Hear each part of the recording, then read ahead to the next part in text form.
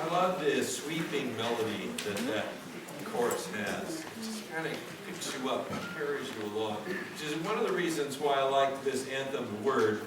I think it's so appropriate that they use the Jupiter section of Holst the Planets, not just because Jupiter is the biggest of the planets, but the whole idea of taking this word that we sing about and putting it into the context of something other than Earth, beyond us, planets beyond us, things that we reach for, don't really know all that well, but we know is bigger than us. And I think that gives the sense of this anthem and the melody of it a real sense of the same kind of weight and gravitas, if you will. It just gives it a little bit more eternal kind of perspective.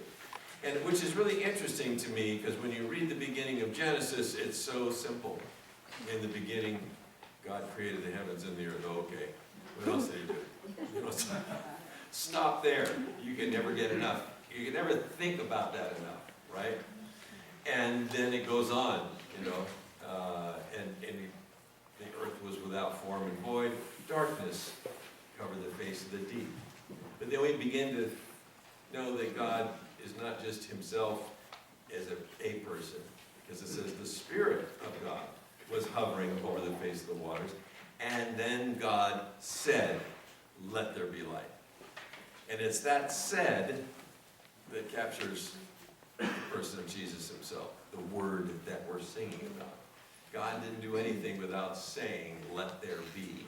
And every time he said, "Let there be," the presence of Jesus moves as the Word, which is kind of mind-blowing in itself, right? But that is the Lord that we worship. And John's Gospel obviously takes that even farther, saying, "In the beginning was the Word." We heard the Word. God spoke the Word throughout the beginning of creation. The Word was with God. The Word, he was God. He was in the beginning with God. All things were made through him. Why? Because everything was made by being spoken.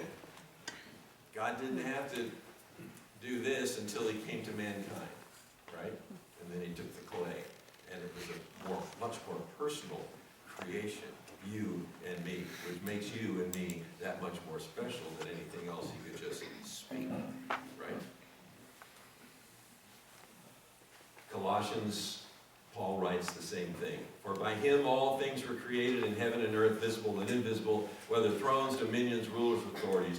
All things created through him and for him," which leads him in Romans 11 to that benediction, "For from him and through him and to him are all things." Right? The word is preeminent. The thing that strikes me, especially in this anthem, is the fact that it's not just kind of an impersonal kind of creation. Everything was good, but it was more than good, wasn't it? Everything was glorious. And it's interesting as this anthem, for me, kind of pictures more of the glory of those moments, because in this anthem we sing of a dawning that opens to a brand new day. We sing of a word that's more than just revealing, it's actually saving. It became light for us, and shines and shines brightly and shows us the way. We could behold his glory, and it prompts us to pray at the end of each of these verses, "Fill us with light." And he is the light of the world, right? Longing for the restoration of earth's glory when Christ, the Word, returns again and fills us not just with his light, but with his love, which is the very last thing you sing in this song, which I love.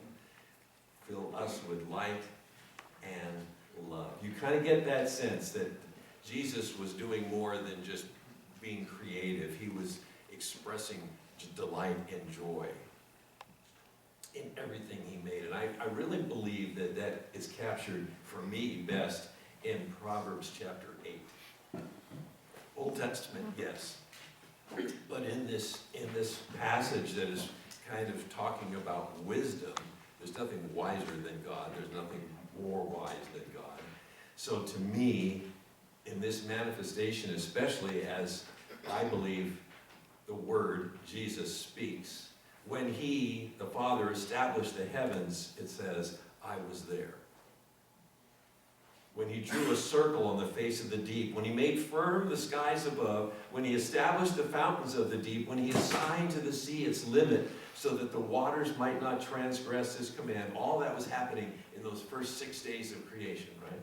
When he marked out the foundations of the earth, then I was beside him like a master workman. I love this. And I was daily his delight. God took delight in the Son who was creating through every word that God spoke. I was rejoicing before him always.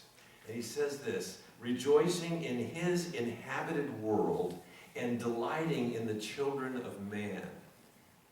Those children had not even come, but Jesus was delighting even in the midst of all of that first creation in what was to come, you and me. And I believe it's captured very clearly in Hebrews 12 when we say, when we look to Jesus, who for the joy that was set before him endured the cross. I think you and I are that joy. He knew he was going to save us. He had been delighting in the children of man since the beginning of creation. And for the joy, for the delight of seeing you saved and being with him forever, he went to the cross, despising the shame, right? And seated at the right hand of the throne of God. And then Proverbs 8 finishes with this, which to me is why I always get drawn to the person of Jesus as the wisdom that is speaking. And now, O sons, listen to me. Blessed are those who keep my ways. Jesus is the way. Hear instruction, be wise, don't neglect it. Blessed is the one who listens to me, watching and waiting. That to me is truth. For whoever finds me finds life. Jesus, the way, the truth, and the life. And I believe it captures for me that whole idea. Whoever finds me obtains favor from the Lord. Anyway, all of that for me as I think through this particular anthem is captured so beautifully in music.